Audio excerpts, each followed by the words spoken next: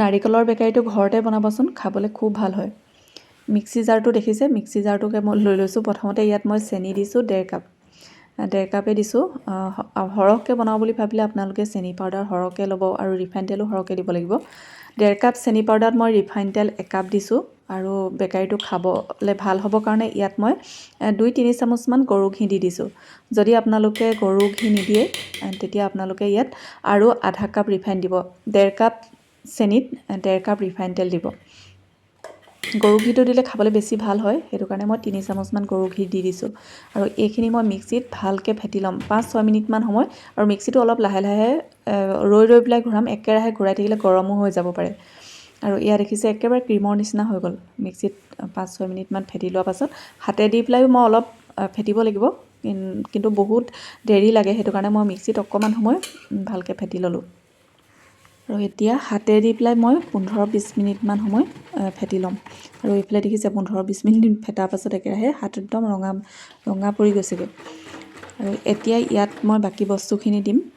চালনীখন মই লৈ লৈছোঁ, নহ'লে বেচন দি পেলাইও বনাম।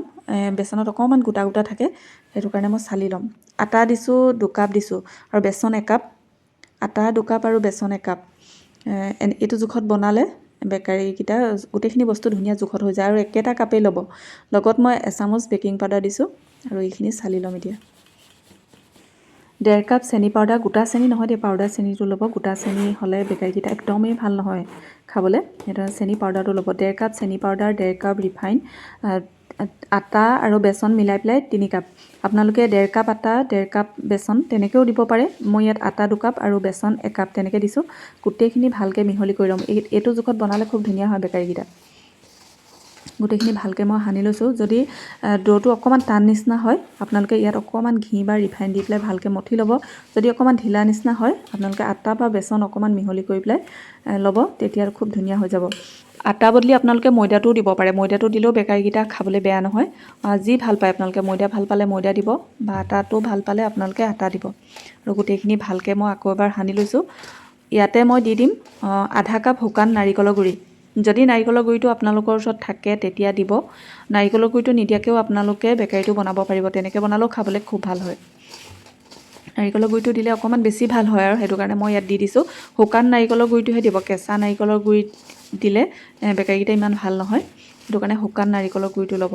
কেঁচা নাৰিকলৰ গুড়িটো আপোনালোকে অকণমান শুকানকৈ ভাজি ল'ব, তেতিয়া আপোনালোকে মিহলি কৰিব পাৰিব। অকণমান বেছি শুকান নিচিনা লাগিছে নাৰিকলৰ গুড়িখিনি দিয়াৰ পাছত, সেইটো কাৰণে ইয়াত মই 1 চামুচ ঘি দি দিছোঁ। ঘি বদলি ৰিফাইনটো দি পেলাইও ল'ব পাৰে। মই ঘি দি পেলাই আকৌ এবাৰ ভালকৈ মঠি ল'ম।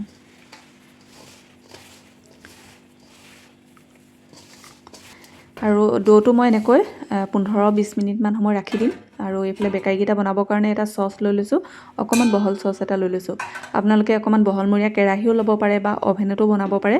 তলত এডাল ষ্টেণ্ড এনেকৈ পাতি দিছোঁ আৰু 10 মিনিট সময় মই পিহিত হ'বলৈ দিম। এনেকুৱা ষ্টেণ্ড নাথাকিলে আপোনালোকে যিকোনো ষ্টিলৰ প্লেট বা বাতিও দিব পাৰে।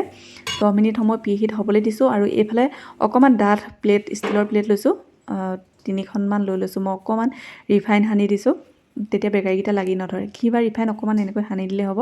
আৰু এতিয়া মই বেকাৰীকেইটা সৰু সৰুকৈ বনাইছোঁ, যিহেতু অকণমান ফুলি যায় বনোৱাৰ পাছত, আৰু বেছি ডাঙৰ হ'লে খাবলৈ ইমান ভাল নালাগে, সেইটো কাৰণে এইটো চাইজতে বনাইছোঁ। আৰু এটা ছাইডত মই নাৰিকল লগাই দিছোঁ আৰু বাকী ছাইডটোত মই লগোৱা নাই।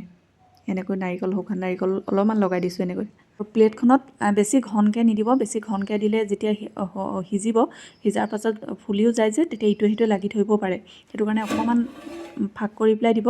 আৰু এইফালে চচটো 10 মিনিট হৈ গ'ল পিহিত হোৱা। এতিয়া মই এখন প্লেট ইয়াত পাতি দিছোঁ। 11 মিনিটমানৰ পাছত চাব লাগিব। আৰু 11 মিনিটমানত, কেতিয়াবা 12-13 মিনিটমানতে ধুনীয়াকৈ হৈ যায়, কেতিয়াবা অকণমান সময় লাগে। আৰু এয়া মই প্ৰথমতে 11 মিনিটমানত চাইছিলোঁ, অকণমান হ'বলৈ বাকী আছিলে। আৰু এয়া মই 15 মিনিটমানত চাইছোঁ, খুব ধুনীয়া হৈ গৈছে। তাতকৈ বেছি সময় নিদিলেও হ'ব। চাব, আপোনালোকে দেখিয়ে গম পাবই নহয় বেকাৰীকেইটা হৈছে নাই। যদি অকণমান বগা পৰি থাকে তেতিয়া আৰু অকণমান সময় দি দিব। আৰু এয়া দেখিছে খুব ধুনীয়া হৈছে।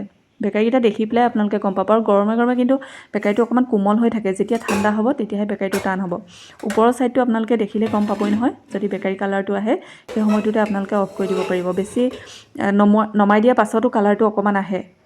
15-16 মিনিটমানতে মোৰ বেকাৰীকেইটা ধুনীয়া হৈ গৈছে। আৰু এবাৰ দুবাৰ বনালে আপোনালোকে আন্দাজটো পাবই কিমান সময় লাগিব। আৰু এয়া দেখিছে খুব ধুনীয়া হৈছে। অকণমান কোমল হৈ আছে, এতিয়া গৰম হৈ আছে, একেবাৰে ঠাণ্ডা হোৱাৰ পাছতে মুচমুচীয়া হয়। বেছি গৰমে বেকাৰীকেইটা এৰুৱাই নিদিব, ভাগি যাবও পাৰে, সেইটো কাৰণে অকণমান ঠাণ্ডা হোৱাৰ পাছত বেকাৰীকেইটা এৰুৱাব। একেবাৰে কষ্ট নাই, আপোনালোকে খুব সহজতে বনাব পাৰিব এই বেকাৰীটো এইবাৰ বিহুত।